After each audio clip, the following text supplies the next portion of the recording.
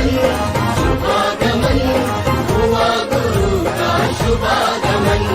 सुस्वागतम सुस्वागतम भक्त कहे गुरु सुस्वागतम। बड़े भाग्य से बड़े पुण्य से मिला गुरु का चातुर्मास। बड़े भाग्य से बड़े पुण्य से मिला गुरु का चातुर्मास। वर्षा योग में धर्म की वर्षा रचेगी एक स्वर्णिम इतिहास। सब लोग हाथ जोड़े, पंच परमेष्टि भगवान का स्मरण करेंगे। देव देवं जिनं नत्वा भवोद्भव विनाशनम भक्षेऽहं देशिनां कांचिन मतिहीनोऽपि भक्तिता। ऋणमो अरिहन्ताडं ऋणमो सिद्धाडं ऋणमो आयेरियाडं ऋणमो वज्रायाडं ऋणमो लोये सविसाहूडम। जब लोने सिद्ध परमेष्टि भगवान ने की, आचार्य भगवान कुलभद्र स्वामी की, आचार्य गुरु विराग सागर जी महामुनि राज की, छरियासुमणि आचार्य श्री विशुद्ध सागर जी महामुनि राज की, अहिंसा में विश्व धर्म की।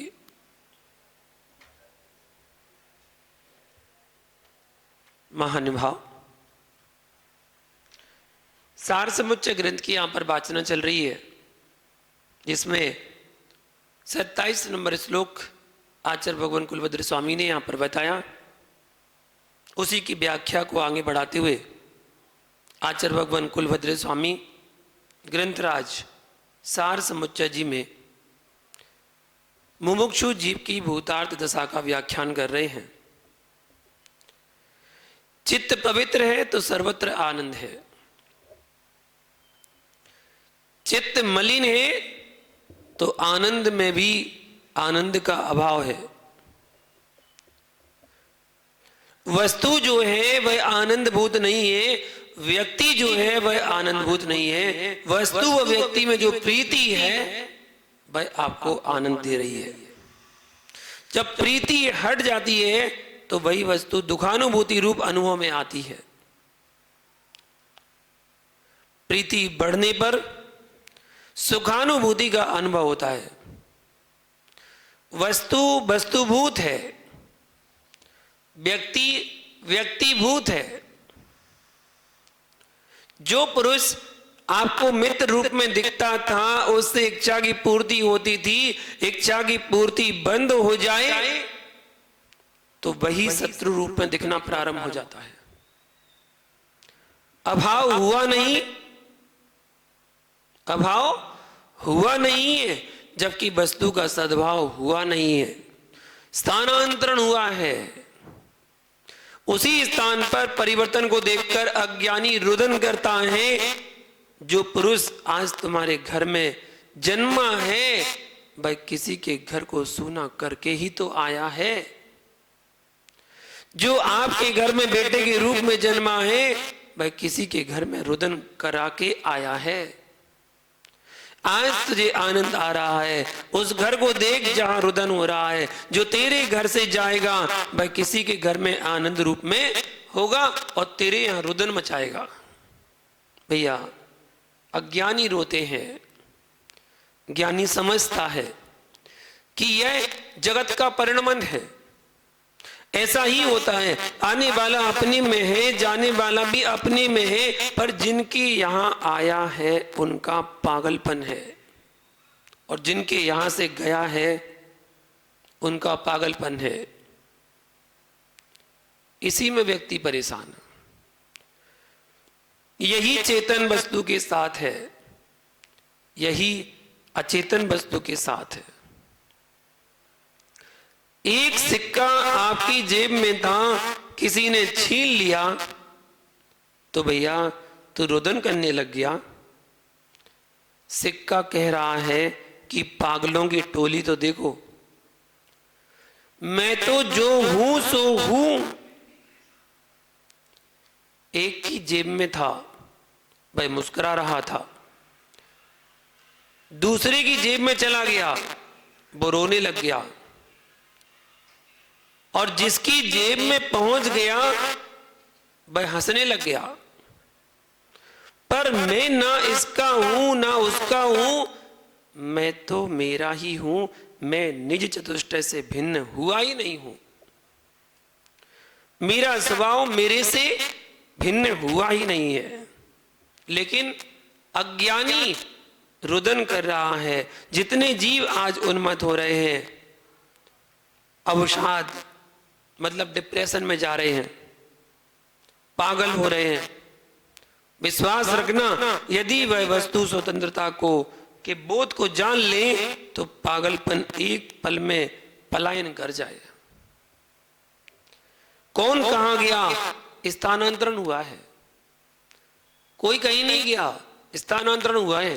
आज जो आपके यहाँ जन्मा है वो किसी के यहाँ से मर के आया है, और आपके यहाँ जो मरा है वो किसी के यहाँ जन्मा है। क्या हुआ? कौन मरा कौन जन्मा? वो जीव तो जीव ही है, बस स्थानांतरण हो गया है। आज यहाँ था आपके यहाँ, कल किसी और के यहाँ पहुंच गया। वो कल किसी और के यहाँ था, आज आपके यहाँ आ गया।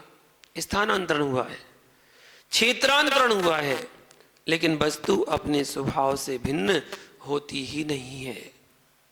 भैया, तू अपने शत्रु के द्वेष में, मित्र के राग में विलख रहा है।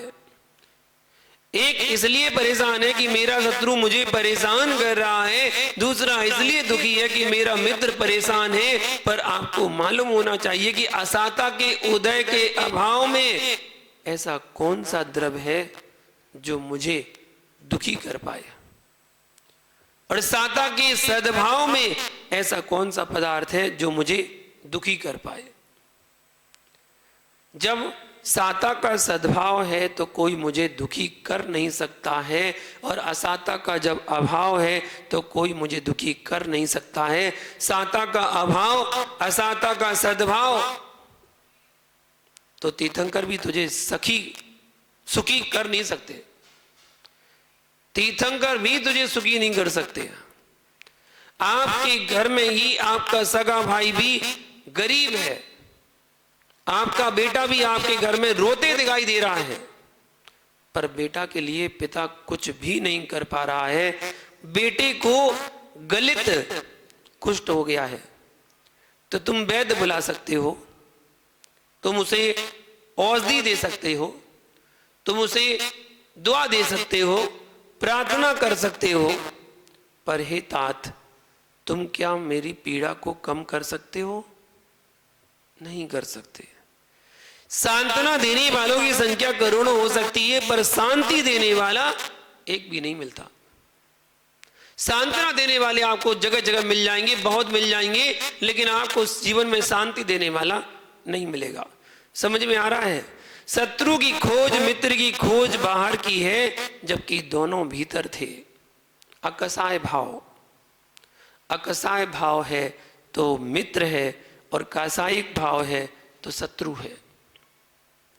शत्रु तो तेरे भीतर था, उसे तू निकाल नहीं सका, और भविष्य के भगवानों में शत्रुता निकालकर भव का विनाश कर रहा है। समझो, समलो, काम लोभ अहम ये प्रबल शत्रु है। भैया, तपन पड़े तो छतरी लगा लेते हो, पर हे ज्ञानी, जब कासायिक भाव की आग तेरे भीतर लगती है तो कौन कौन छतरी लगा देते हैं, कौन कौन छतरी लगा लेते हैं। दाह जब ज्वर बन जाए तो चंदन के छींटे काम में आ जाएंगे, पर काम ज्वर हो जाए तो चंदन के छींटे भी काम में नहीं आते हैं। भैया, जग में सबकी कमर टूट रही है, किसके पीछे घर में बैठे हैं? कामना और कामनी। कामना और कामनी दो ही तो संसार के बिंदु है। कामना यानी इच्छाएं, और कामनी यानी नारी। ओहो, सारा जगत घुटने टेक रहा है मात्र कामना और कामनी के कारण। भीतर झांक कर देखो जरा, कामनी की कामना ने रावण जैसे लोगों को जमीन पर गिरा दिया, और ज्ञानी कामनी की कामना ने पता नहीं कितने सीलबंतों की सीलों को डिगा दिया। नाश करा दिया। इसलिए आचार्य भगवान 27वें नंबर के श्लोक में इस बात को कह रहे हैं, यह मात्र सुनने का विषय मत बनाना, यूं मानकर चलना कि आपकी सामयिक चल रही है, ध्यान का विषय बनाइए इसे। मित्रों, एक भी चर्चा बाहर की नहीं है, ये आप सबके स्वयं के भीतर की बातें हैं। शत्रुता क्यों बढ़ रही है? कामना की पूर्ति नहीं हो पा रही है, और जिसकी पूर्ति नहीं की यानी वही तुझे शत्रु दिखने लग गया, जबकि वह शत्रु नहीं था, तेरी कामना ही तेरी शत्रु थी। यदि वह उत्पन्न ना होती तो शत्रु क्यों बनता? जहां देखो वहां कामना खड़ी हुई है, कामना जहां देखो वहां खड़ी हुई है। मां से कामना कर लेता है तो मां को खो बैठा, पिता से कामना कर लेता है तो पिता को खो बैठा, यहां तक कि अपनी पत्नी से भी अधिक कामना कर बैठता है तो वो भी तेरी इच्छा पूरी नहीं कर पाती, तो तू उसको भी खो बैठा। और जो तेरा बेटा था उससे भी तू अधिक कामना कर बैठा तो तूने उसे भी खो दिया।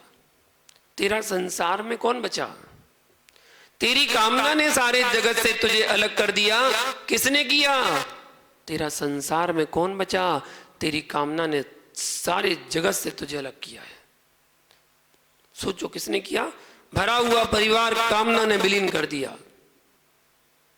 अग्नि किसी के घर में लग जाए तो कम से कम राख तो बचेगी, पर कामना की आग जब जलाती है तो वहां तो राख भी नहीं मिलती है। घर की आग बुझाने पड़ोसी मिल जाएगा, पर कामना की आग बुझाने पड़ोसी भी नहीं मिलेगा।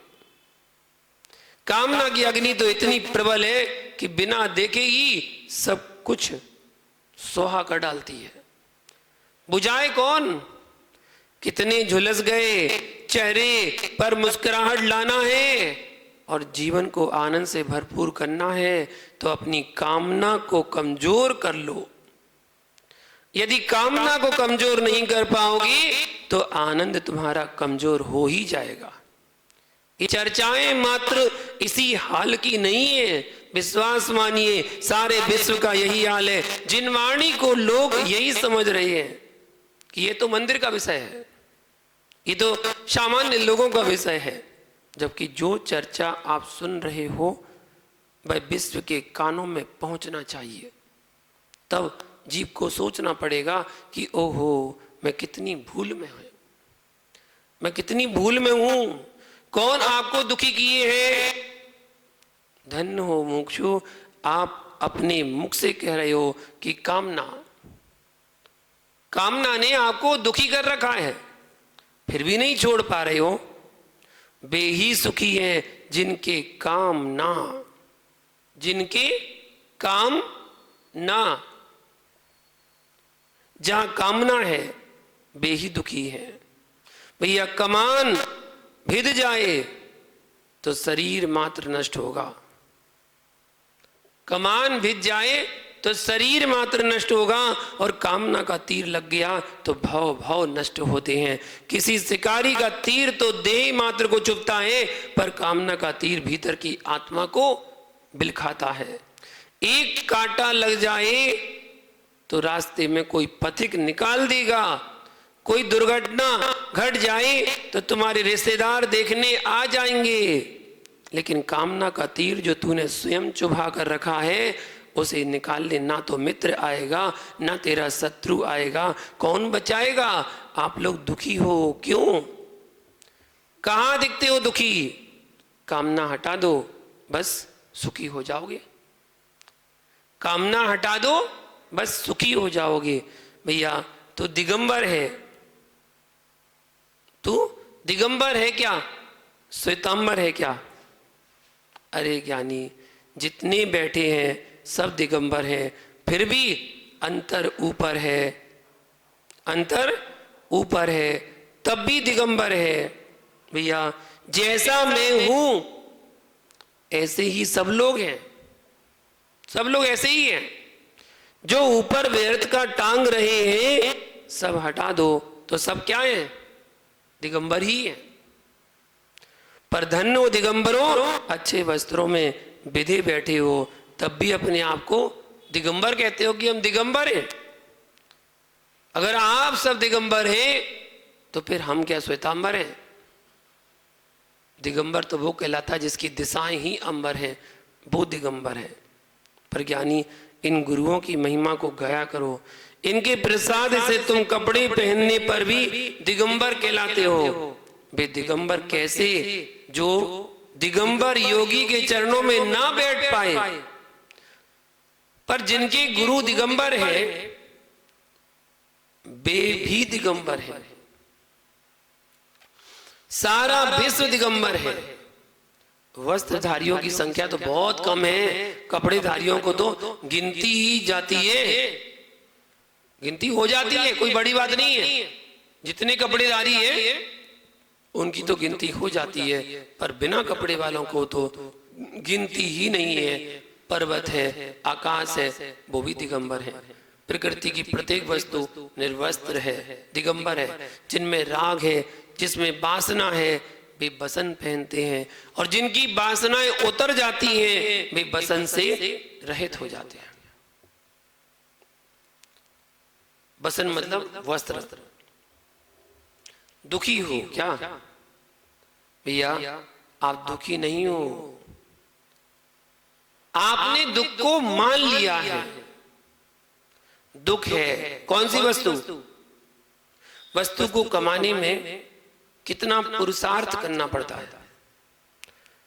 यदि उसी को जेब कतरा काट ले जाए तो कैसा लगता है?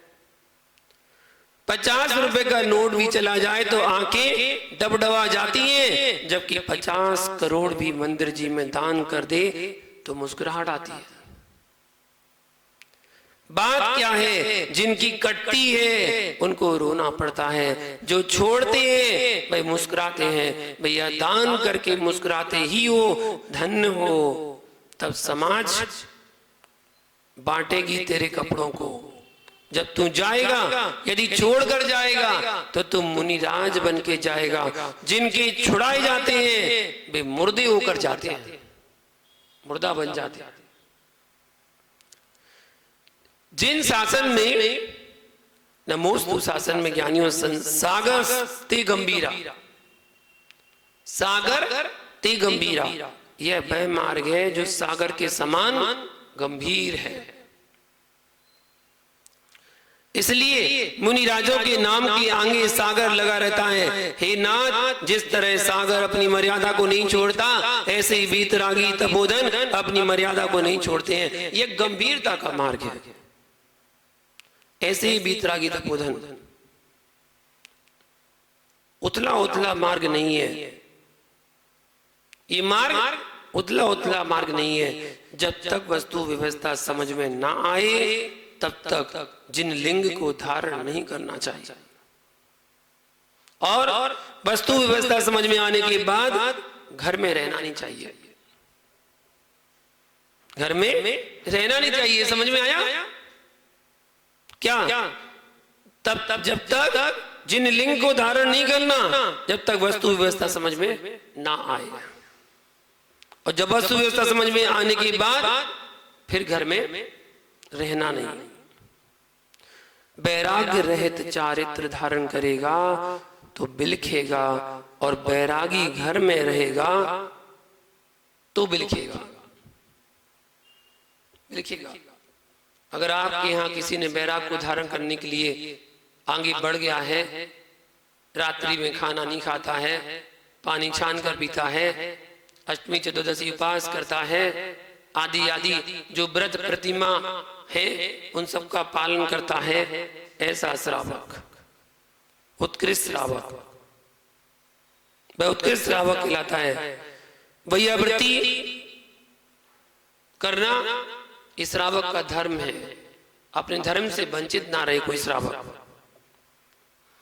बैराग रहे चारण धारण करेगा तो बिलखेगा, और बैरागी घर में रहेगा तो बिलखेगा।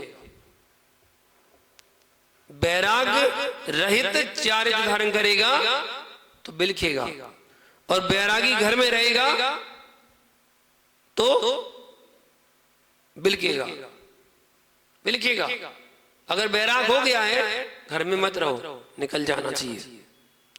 चिंतन करो, वाचना के बाद प्रेक्षणा, अनुप्रेक्षा, आमना, धर्मोपदेश, यह 5 स्वाध्याय हैं, क्रम से हैं। कोई कितना भी अव्यवस्थित बैठा हो, लेकिन कैमरा के सामने आते ही कितना व्यवस्थित हो जाता है। जब एक कैमरा घूमे तो कितने शांत हो जाते हैं। भगवान सीमंदर स्वामी के केवल में कैमरे में सब झलक रहा होगा कि धार के ज्ञानी लोग शांत होकर जिनवाणी सुन रहे हैं,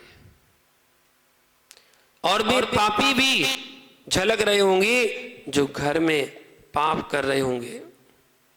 भैया इसे ऐसी कोई वस्तु है ही नहीं जो भगवान के ज्ञान में झलके ना, ऐसी कोई वस्तु है ही नहीं है।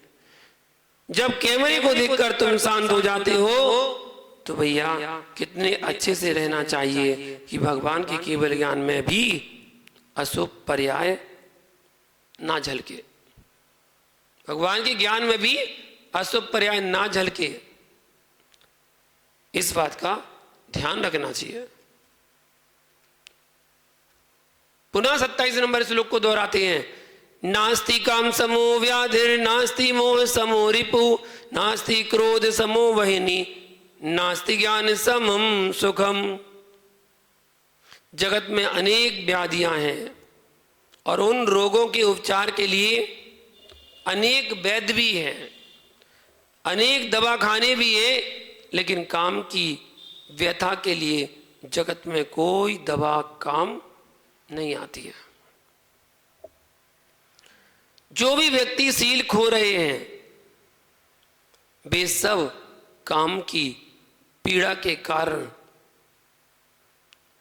काम की पीड़ा के कारण खो रहे हैं।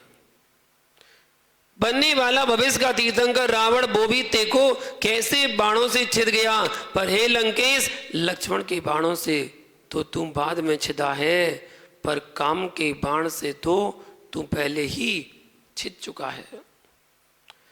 काम के बाण से ना छिदा होता तो लक्ष्मण के बाण से ना छिदता। भैया भीतर झांक कर तो देखना ही पड़ेगा, काम के समान कोई व्याधि नहीं है।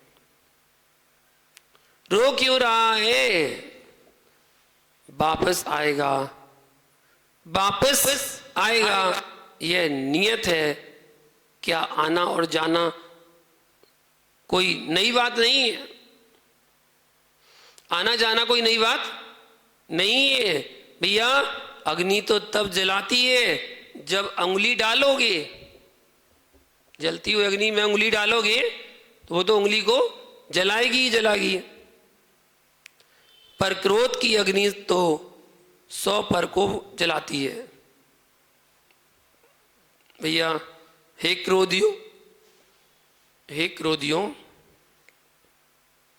जरा करुणा करो। जो मन से अशुद्ध है उनके तन में अशुद्ध आश्रय होते हैं, उनकी ग्रंथियों से अशुभ श्राव उत्पन्न होते हैं,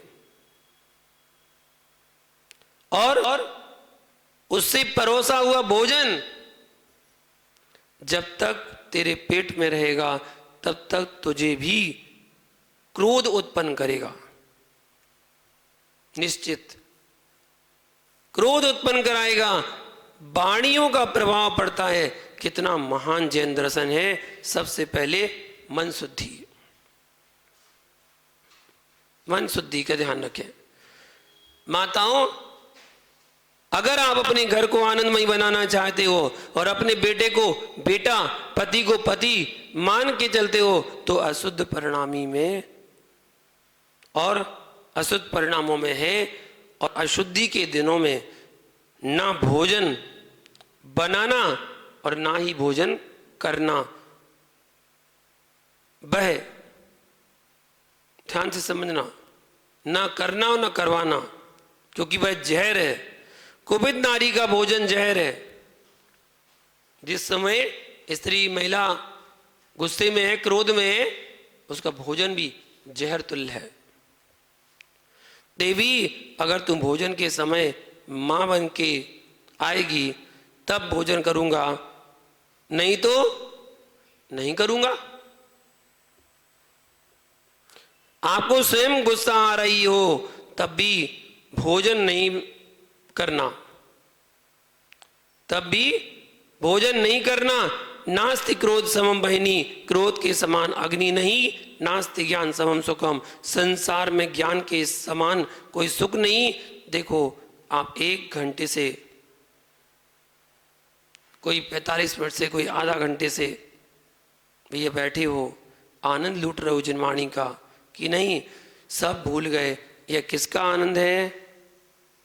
किसका आनंद है? ये ज्ञान का आनंद है। आज चिंतन करो भैया, सबसे कहना है कि एक दूसरे का आनंद दो और लो, लेकिन क्रोध की अग्नि मत दो, क्रोध की अग्नि मत दो।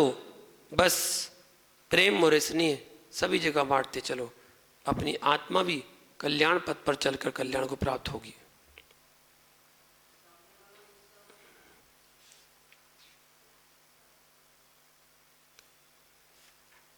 ओम। इसी के साथ आगे की जो श्लोक है 28 नंबर, उसकी व्याख्या कल करेंगे। आज के लिए इतना ही। ओम नमः।